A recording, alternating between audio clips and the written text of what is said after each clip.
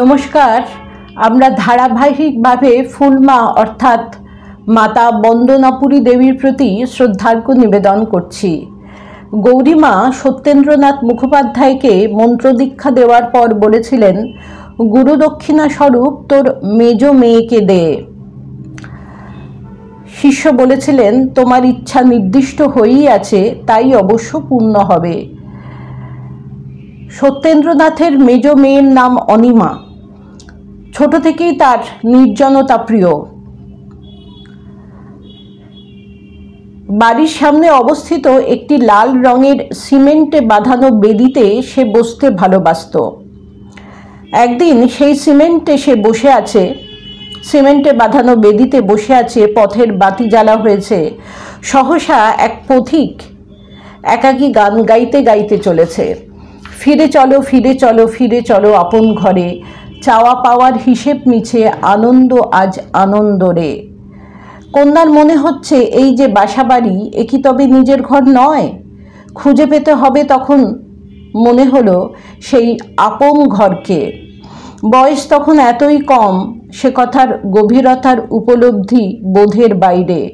কোথায় যেন মিল বেঁধে গেল এক অজানা জগতের সঙ্গে শিশু হৃদয়ের। সেই মুহূর্তের সাক্ষী আকাশ বাতাস ছাড়া রইল না কোনো দেহি মানব। জানল না কেউ একটা শিশু মনের ঠিক এই মুহূর্তের অন্তর্বার্তাকে।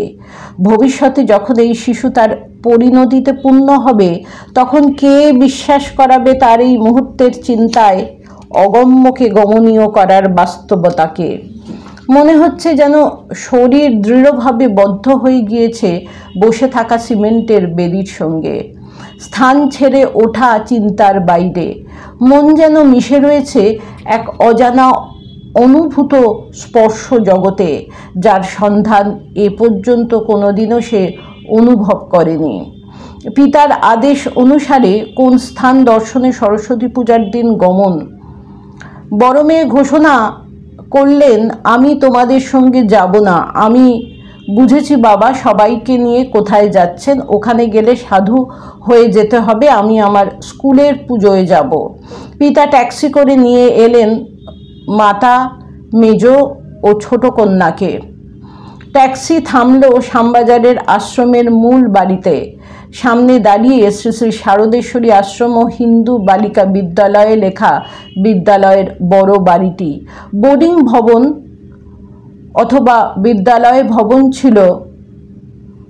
ছিল প্রশস্ত মাঠ। আশ্রমে হলের সামনেই অপেক্ষা করছিলেন দুর্গামা, কারণ এই পরিবারটির আসার কথা তার জানা ছিল। সকলে তাকে প্রণাম করতেই মেজকন্যাকে তিনি অধিক আদর করলেন। আশ্রমের সুপারিনটেন্ডেন্ট সুতপাপুরী দেবীকে তিনি সমগ্র দলটির দায়িত্ব দিলেন। সরস্বতী পুজো তখন হতো বর্তমানে সন্তানদের কীর্তনের ঘরে। মায়েরা পুজো করছেন এই প্রথম দেখা। মামার বাড়িতে তো সব পুজো হয় মাঠে প্যান্ডেল খাটিয়ে। সব জায়গায় তো ধুতি চাদর পরা, গলায় উপবিত পরা পুরোহিতরা পুজো করেন। এখানে মায়েরা পুজো করছেন দেখে অবাক হয়ে গেলেন মেজকন্যা।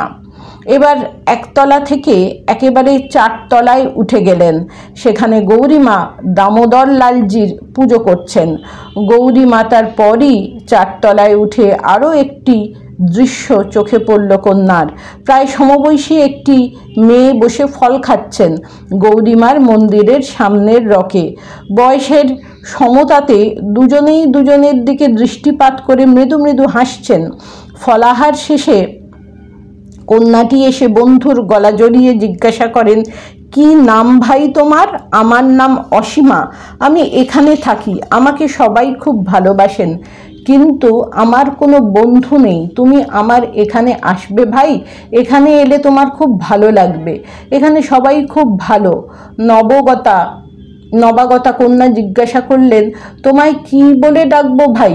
আশ্রম কন্যাটি বললেন, আমার নাম অসীমা, সবাই আমাকে সীমা বলে। তোমায় সারা আশ্রম ঘুরে দেখাই। 2 কন্যার সহসা এমন ভাব ভালোবাসা দেখে সুতপাপুরী মা ও মেজকন্যার গর্ভধারিণী হাসতে থাকলেন। দুই কন্যা কণ্ঠলগ্ন হয়ে মা শারদার মন্দির ও অন্যান্য স্থান দর্শন করছেন, আর শিশু বয়সের অকারণ আনন্দের হাসি আর গল্প চলছে। কেবল দুপুরে প্রসাদ পাবার সময় হলে কন্যাটির ডাক পড়ল, কত যে প্রসাদ! সন্ন্যাসিনী মায়েরা কতজন এসে আপ্যায়ন করছেন জানো তো, আমরা সব তোমার পিসিমা হই। কন্যা বিস্মিত হয়ে ভাবছেন, এত পিসিমা? তবে আমাদের বাড়ি যাননি কেন এতদিন? এখানে বিশ্ববাসীকে কন্যার পক্ষ থেকে উচ্চ রবে জানাবার একটি বিরাট সংবাদ যে পিতার উদ্দেশ্যে তার গুরুমাতার আদেশ, তোর 3টে মেয়ে, তোর পুত্র সন্তান নেই আমি জানি, আমায় একটা মেয়ে দে, আমি তোকে পুত্র সন্তান দেব। নমস্কার। প্রাণারাম প্রাণারাম প্রাণারাম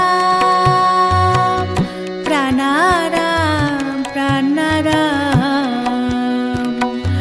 প্রাণারাম। কি যেন লুকানো নামে তাই মিষ্ট এত তব নাম।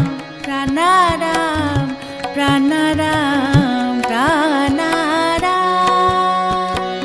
প্রাণারাম প্রাণারাম।